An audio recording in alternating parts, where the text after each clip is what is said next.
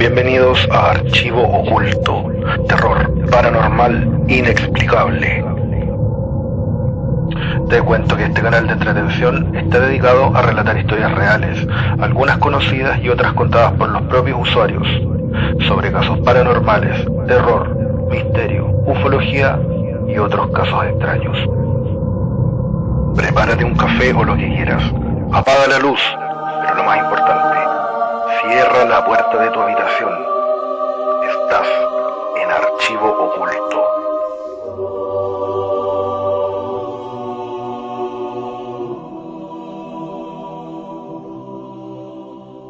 En los más de 20 siglos de historia cristiana se cuentan cientos o miles de apariciones de Jesucristo, la Virgen María, ángeles, arcángeles, santos y también a Dios. Pero de todos los casos, la Iglesia Católica solo ha reconocido la autenticidad de 14. Sin embargo, en los últimos siglos, las personas que han reportado visiones han sido de diversas creencias, incluso no creyentes. Las visiones van desde apariciones físicas, sueños y también voces. Muchas han sido documentadas, pero otras no trascendieron. Recopilé información documentada y confiable sobre 4 apariciones celestiales que tal vez no conocías.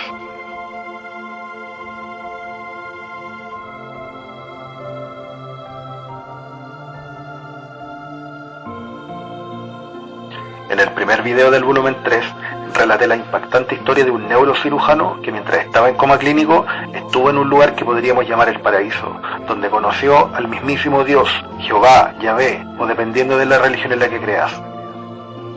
Si te lo perdiste, al final de este video podrás escuchar las historias contadas en el episodio 1 del podcast 4 apariciones celestiales que tal vez no conocías.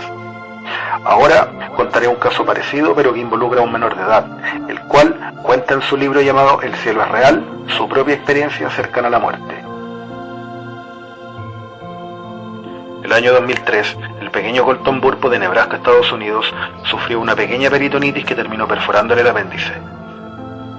La afección fue tan fulminante que este pequeño de tan solo 4 años estuvo luchando más de 2 semanas cara a cara contra la muerte. Hasta que un día despertó, y lo que dijo conmocionó a los médicos, su familia y al mundo entero. Mientras era atendido en un grave estado producto de su enfermedad, sus padres creyeron que se trataba del final de la vida del pequeño Colton. Estaban devastados, ya que años antes su madre había sufrido un embarazo inviable y perdió a la que hubiese sido la hermana mayor de su ahora convaleciente hijo. Sus padres, debido a la extrema gravedad, creían que podían perder al pequeño Colton y empezaron a orar por su vida. La sorpresa y emoción fue enorme cuando el niño despertó de la inconsciencia en la que había estado por varios días. Pero lo más sobrecogedor llegó con el relato de lo que Colton vivió mientras estaba en el quirófano. Esto fue lo primero que le dijo a sus padres. Yo estaba flotando arriba de mi padre mirándolo hacia abajo. Él estaba rezando por mi recuperación. Estaba muy triste por mí, pero también estaba muy enojado con Dios porque decía que le iba a quitar a su hijo. Él dijo: ¿qué haces, Dios? ¿También te llevarás a este niño? ¿Dónde estás? ¿Así tratas a tus pastores? ¿Acaso merece la pena servirte? Inmediatamente al despertar comenzó a llamar enérgicamente a su papá. Su padre Todd relató lo que a su hijo le reveló luego. Papá, ¿sabías que Dios es 3 personas a la vez y que su hijo Jesús se sienta a su diestra en un trono? Jesús usó al doctor O'Halloran para que le ayudara a curarme. Jesús además me dijo que debía ser bueno. ¿Sabías que Jesús tiene un primo? Jesús me contó que a él lo bautizó su primo. ¿Y sabías que Jesús tiene un caballo? Es un caballo con los colores del arco iris. Yo lo acaricié, tiene muchos colores. ¿Y sabías que Jesús tiene una gran sonrisa y pelo en la cara? ¿Y tiene marcadores en sus pies y manos? Todd comprendió que los marcadores que mencionó Colton eran las heridas en las manos y en los pies de Cristo. El pequeño también le dijo: papá, ¿recuerdas cuando grité pidiendo por ti en el hospital cuando desperté? Por supuesto que lo recuerdo, le dijo Todd. La razón por la que gritaba era porque Jesús había venido a buscarme. Dijo que debía regresar porque Él estaba respondiendo tus oraciones, por eso gritaba por ti. Luego de este revelador relato, Colton Burpo empezó a contar más detalles del lugar donde estuvo.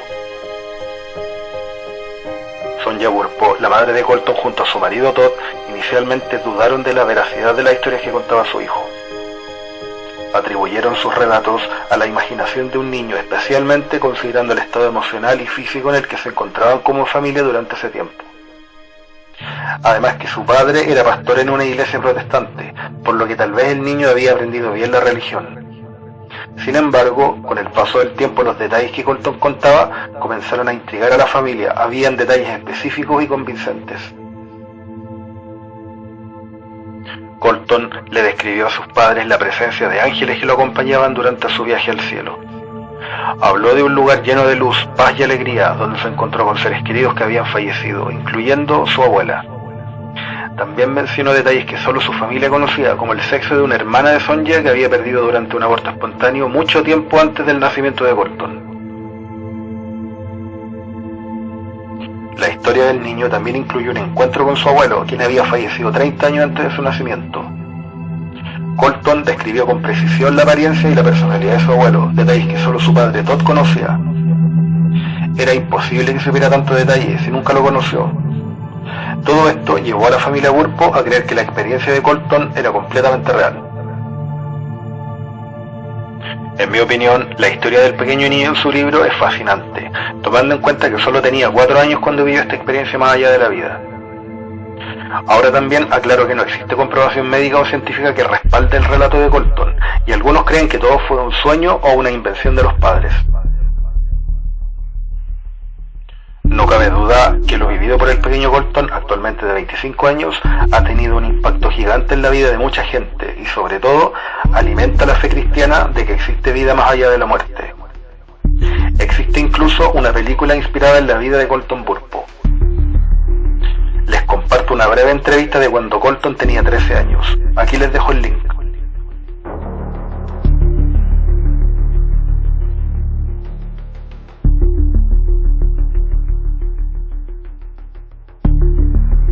Hola gente del canal, agradezco por seguirme y por escuchar las historias contadas en Archivo Oculto. Apóyame con tu like o comparte este video con tus amigos, ya que con tu apoyo seguiré subiendo videos. Recuerda también que si has tenido alguna experiencia paranormal y quieres compartirla, me la puedes enviar al mail que está en pantalla o al Instagram. Ahora también en TikTok para que me sigas.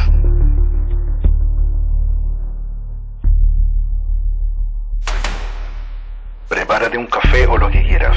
Apaga la luz, pero lo más importante, cierra la puerta de tu habitación.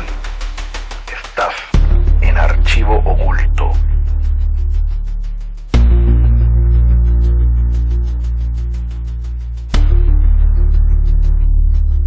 Las apariciones de San José son menos frecuentes que las de la Virgen María o los santos más reconocidos, pero aún así han dejado una huella significativa en la historia de la fe cristiana.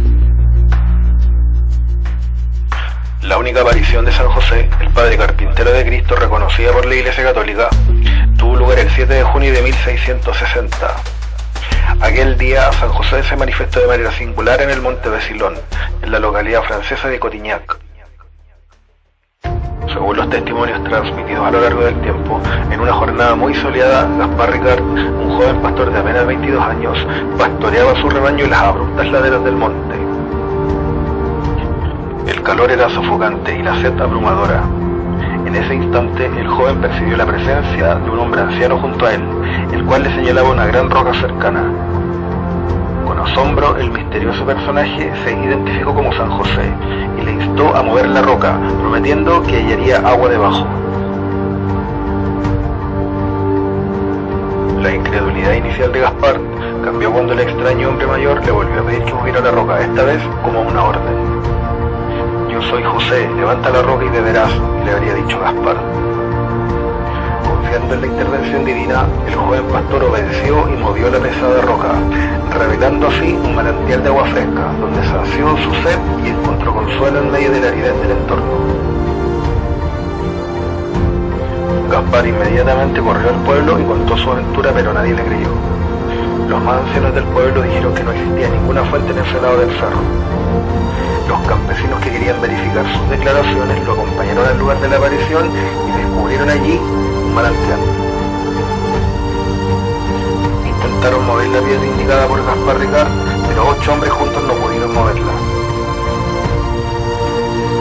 Todos los testigos quedaron asombrados, incluido el vidente que declaró que fue San José quien se le apareció para acudir en su ayuda. Luego el vidente cayó de rodillas y dio gracias a Dios. Rápidamente lo acompañaron sus compañeros e hicieron lo mismo. La noticia de la aparición y del milagro se difundió muy rápidamente por toda la región. Crónicas de la época contaron que varios pacientes experimentaron un alivio significativo de sus dolencias simplemente aplicando el agua del manantial.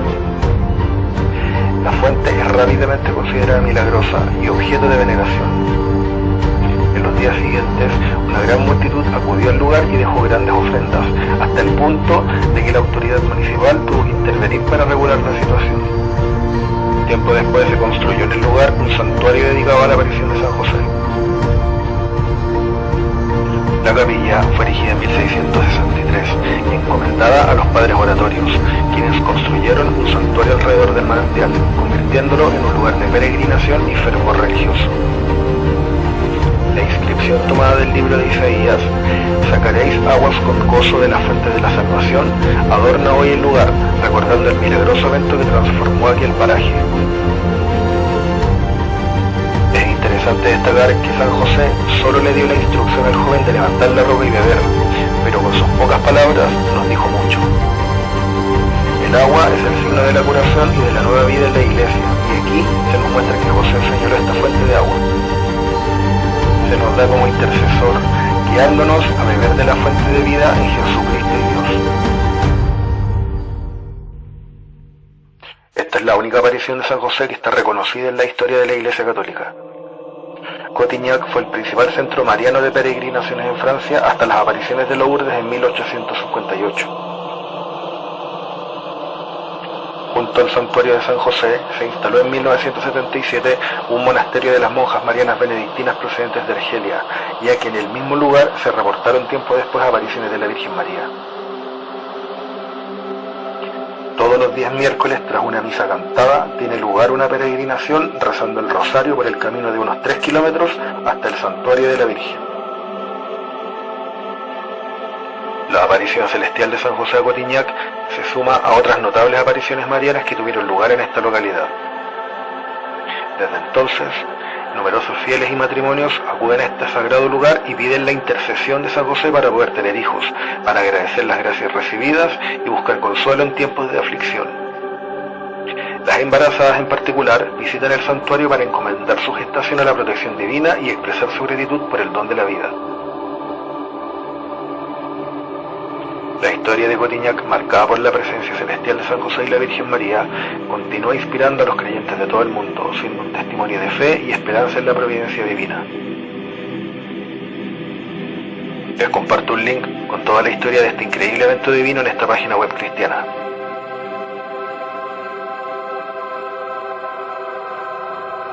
Debido a la buena crítica que tuvo el volumen 3, aprovecho de saludar y agradecer por los comentarios a Tita.rvlp, Ale Public Enemy 8 y a Carmen Monroy. Esto me animó a seguir publicando más apariciones celestiales en este podcast. Dale like, comparte y comenta para seguir creciendo y subiendo videos. Y si te impactaron las primeras historias, prepárate, porque quedan 2 historias más en archivo oculto.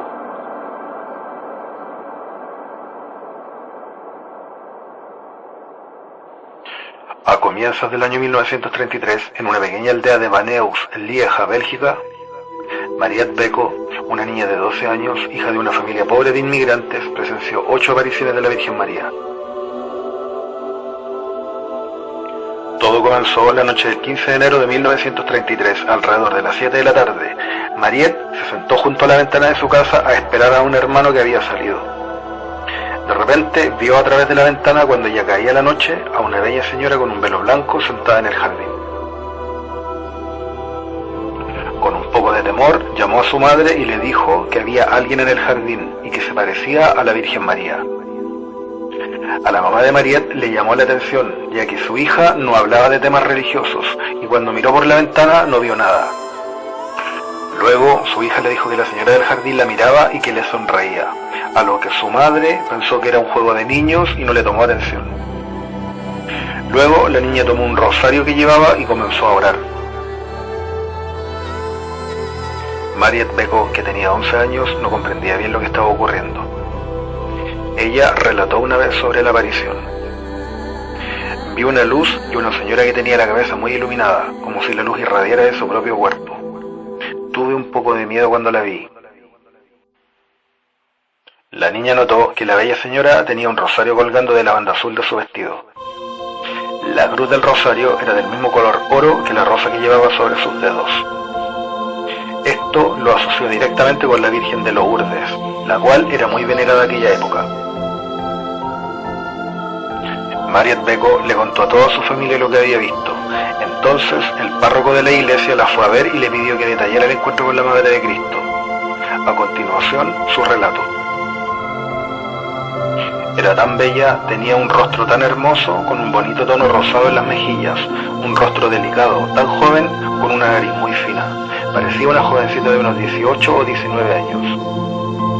Su vestido era largo y blanco, llevaba un cinturón azul y rayos de luz brillaban sobre su cara. Ella era un poco más de 5 pies de altura, su pie derecho estaba desnudo y debajo de ella había una rosa de oro sobre los dedos de los pies. Sus manos se levantaron sobre su pecho en el que se vio un corazón de oro. Tenía un rosario colgado en su brazo derecho. La niña contó que la mujer estaba elevada sobre la tierra, como que flotaba, parada sobre una nube. 3 días después, la Virgen apareció nuevamente y guiando a la niña hasta una fuente le dijo: «Coloca tus manos en el agua, esta fuente está reservada para mí», y se despidió. Al día siguiente, el 19 de enero, la Virgen volvió a aparecer y Mariette le preguntó: «¿Quién eres, bella señora?». Ella respondió: «Yo soy la Virgen de los pobres».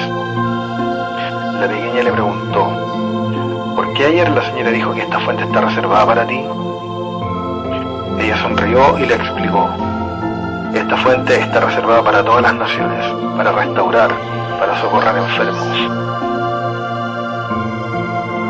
Un día después, el 20 de enero, la Virgen María le pidió a la niña una capilla para su devoción. El mes siguiente, el 11 de febrero, 75 años después de la primera aparición de María en Lourdes, Francia, mientras la pequeña Mariette rezaba el rosario, la Madre de Cristo apareció, la guió hasta la fuente y dijo: «Vengo para aliviar el sufrimiento». En la sexta aparición, el padre de la parroquia local pidió una señal de la Virgen María y esta, sonriendo, dijo: «Crean en mí, yo creeré en ustedes». Después le entregó un secreto a la vidente recomendándole que rezara mucho. La séptima fue el 20 de febrero, en un día muy helado. Mariette Beko estaba rezando cuando de pronto extiende los brazos y su plegaria se hizo más rápida. La Virgen volvió a aparecer y llevó a la niña al manantial, donde le dijo: «Querida niña, reza mucho». Y luego seriamente le dijo: «Hasta pronto». El 2 de marzo de 1934, mientras Mariette rezaba el rosario, María apareció, llevándola nuevamente a aquella fuente. Esta vez María tenía la mirada seria, no sonreía y dijo: «Soy la Madre del Salvador, Madre de Dios, recen mucho». Después bendijo a la niña con la señal de la cruz y se despidió. Después de las apariciones, Mariette Beko decidió tener una vida privada y familiar reservada. Una pequeña capilla se erigió donde la Virgen solicitó que se construyera. Las apariciones de la Virgen de los Pobres fueron sujetas a una investigación oficial por parte de la Iglesia Católica durante los años 1935 a 1937. Se formó una comisión episcopal y las evidencias que se reunieron se llevaron a Roma para su análisis. En mayo de 1942, el obispo Kerkhoff de Lieja anunció la aprobación de las apariciones. Una aprobación preliminar de las apariciones fue dada en 1947 por la Santa Sede. La misma fue declarada definitiva en 1949.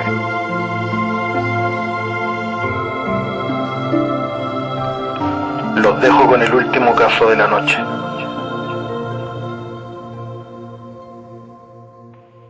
En San Nicolás de los Arroyos, en Argentina, hablar de Gladys Quiroga está casi al nivel de Bernadette de Lourdes o de los hermanos Martos en Fátima, Portugal. Su vida es un misterio convertido en mito. Solo su familia, los vecinos y la gente de la iglesia la conocen. Ella, a pesar de la fama local, trata de no mostrarse y cuando lo hace, se mezcla entre la multitud como una peregrina más. A continuación, su increíble historia. Gladys Herminia Quiroga de Mota es una mujer de perfil bajo, casada, madre de 2 hijas, tiene nietos y bisnietos y es oriunda de San Nicolás de los Arroyos al norte de la capital porteña. En esta localidad, un acontecimiento cambió el rumbo de la fe y la devoción, ya que el 25 de septiembre de 1983, la vida de la señora Gladys dio un giro inesperado. Según la historia oficial de la Iglesia Católica local, la Virgen se le apareció por primera vez la noche del 25 de septiembre de 1983. Esta mujer, sin estudios teológicos ni bíblicos, relató que la Virgen del Rosario le transmitió una serie de mensajes. Uno de los más destacados es la construcción de un templo para su devoción en la ribera del río Paraná. La primera visión, según su relato, ocurrió de la siguiente manera. Mientras oraba en su hogar, se encendieron todas las luces de las casas del barrio donde vivía en San Nicolás de los Arroyos. Los vecinos se alarmaron, creyeron que se trataba de una falla en el sistema y que algo peor sucedería después. Gladys Quiroga le dijo a sus vecinos: en ese momento vi y oí una extraña imagen, pero no pude reconocerla. Algunos incrédulos vecinos pensaron: es una mujer muy simple, ignorante. Apenas llegó a 4º grado primario. Seguramente creyó ver algo sobrenatural y se asustó. Debe haber alguna explicación racional. Pero 3 días después, el 28 de septiembre, Gladys vuelve a ver la misma imagen. Por miedo a la burla de los vecinos que no le creían, solo le confiesa a su familia y a sus vecinos más queridos. Pasaron varios días sin que ocurriera nada extraño nuevamente, hasta que el día 7 de octubre la señora Gladys vuelve a presenciar el mismo fantasma, como lo describió al comienzo, pero luego dijo que tenía forma de mujer. Es la Virgen María, aseguró después. Si bien dijo que estaba muy sorprendida por la aparición, nunca sintió temor. Luego de esto, ya casi toda la cuadra se enteró de lo que contó Gladys Quiroga. Obviamente generó debate entre los vecinos, los que le creían y los que no, y más de alguno la trató de loca. La voz corrió hasta que llegó a oídos del presbítero Carlos Pérez, quien fue a verla el 12 de octubre y ella le relató las visiones que tuvo. Al día siguiente, la Virgen le habló por primera vez, y el 15 de noviembre Gladys recibió un mensaje que resonaría profundamente. Soy patrona de esta región, haced valer mis derechos. Este título, aunque olvidado con el tiempo, estaba vinculado a la Virgen María bajo la advocación de Nuestra Señora del Rosario, quien había sido declarada como la primera patrona del curato de los Arroyos. La historia de esa devoción se remonta 100 años antes, cuando en 1884 se inauguró el actual templo parroquial de San Nicolás de Bari en esa localidad del norte bonaerense. Para la ocasión fue donada una hermosa imagen de la Virgen del Rosario, bendecida por el Papa León XIII en Roma. En 1983, el 27 de noviembre, día de la Medalla Milagrosa y el primer día de la novena a San Nicolás, el padre Pérez, confesor de Gladys y párroco de la catedral nicoleña, hizo un descubrimiento asombroso. La imagen de Nuestra Señora del Rosario, que durante mucho tiempo estuvo en la catedral y ahora estaba en una desconocida bodega en el campanario, coincidía sorprendentemente con la descripción que Gladys había proporcionado de la Virgen. En un emocionante momento, la Virgen se manifestó frente a la imagen y le comunicó a la mujer: me tienen olvidada, pero he resurgido. Ponedme allí, porque me ves tal cual soy. La noche del 24 de noviembre, poco antes del reconocimiento oficial de la imagen en el campanario, Gladys guió a un grupo de personas hasta el lugar elegido por la Santísima Madre para la construcción del templo. En ese instante, según relato de los testigos que estuvieron ahí, un intenso rayo de luz descendió sobre el lugar, como hundiéndose en el suelo. Una niña de 9 años también fue testigo de este fenómeno. Gladys contó que junto con el rayo, la Madre de Cristo le entregó un mensaje: quiero ser emplazada en la ribera del río Paraná. El 2 de diciembre tuvo otra aparición de la Virgen, la cual le dice: Gladys, debes hacer acuñar una medalla con mi imagen de la Advocación María del Rosario y en el reverso la Santísima Trinidad con 7 estrellas. La Virgen me explicó el significado de las 7 estrellas. Son las 7 gracias que su Hijo Jesucristo concederá a quien la lleve en su pecho, contó la vidente después. El entonces obispo de San Nicolás, Monseñor Domingo Salvador Castaña, se encargó del fenómeno y emprendió una investigación canónica sobre estos eventos. La construcción del santuario se puso en marcha y el 19 de marzo de 1989 la imagen de la Virgen fue trasladada desde la catedral al nuevo templo, a la vez que se bendijo la primera parte de la edificación. El primer rector del santuario, el padre Carlos Pérez, con la asistencia del padre Pablo Montero y el padre Hugo Deto, lideraron este gran proyecto. En agosto de 1990, la ciudad recibió la visita ilustre del teólogo mariólogo francés René Laurentin, quien se adentró en el estudio del caso de las apariciones marianas que habían impactado a esta comunidad. Su profundo análisis dio lugar a una publicación de un libro de 163 páginas titulado Una llamada de María en Argentina, las apariciones de San Nicolás, arrojando luz sobre los eventos que habían capturado la atención de miles de creyentes. El día 2 de abril de 1990, cerca de 60.000 sacerdotes de todo el mundo peregrinaron al santuario. Agrego que 30 años después de aquella noche en que se encendieron todas las luces de las casas del barrio de Gladys Quiroga, en el 2013, más de 500.000 de personas peregrinaron hasta el santuario en la ribera del Paraná. Pero las apariciones de Quiroga no terminaron en 1990. Ella continuó viendo a la Virgen y recibiendo sus mensajes, los cuales dio a conocer previo a la autorización del obispo. Ocurrirán hechos extraordinarios en la ciudad, como ser la danza del sol, figuras de rosarios iluminados en las puertas de las casas y otras manifestaciones similares, decía la vidente. En la actualidad, mucha gente va todos los 25 de septiembre al lugar donde comenzó todo, la casa de la señora Gladys, la cual está justo a 2 cuadras del santuario, en la calle Cortada Figari 122. La verdad es que desconozco si aún vive, porque debería tener 87 años de edad, pero por lo que leí en la web, ella le entregaba a la Virgen del Rosario todas las peticiones de la gente y los miles de agradecimientos que le dejaban por tantas plegarias atendidas. Esta humilde vidente, a pesar de atraer miles de creyentes, siempre optó por un perfil bajo y nunca quiso lucrar con este evento divino. Ha recibido mensajes de Cristo y de su Madre Santísima, y también ha recibido los estigmas de la pasión de Cristo. Se dice que Gladys recibió más de 1.800 mensajes desde el 13 de octubre de 1983 hasta el 11 de febrero de 1990. Finalmente, el obispo de la diócesis argentina de San Nicolás de los Arroyos, Héctor Cardelli, aprobó en el 2016 como un evento sobrenatural las apariciones de la Virgen María y Jesucristo a la vidente Gladys Quiroga de Mota. Dijo aquella vez: las respuestas a estas interrogantes me dejaron la certeza de que es real y positivo el fruto que supera la mera acción humana. Les dejo en pantalla el link de este caso aprobado por la Iglesia Católica.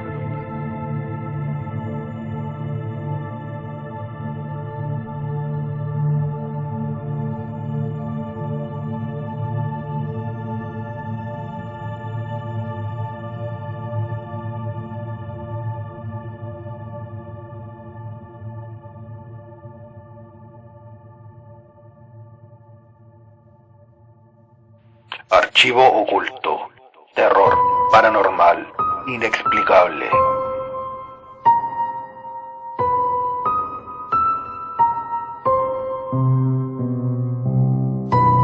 Ayúdame a crecer dándole like al canal, suscríbete o comparte este video.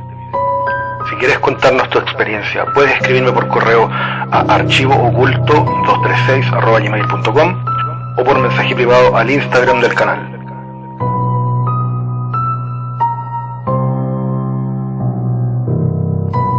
Atentos, que iré subiendo videos los días domingos. También deja tu comentario en cada video para poder conocer tu opinión.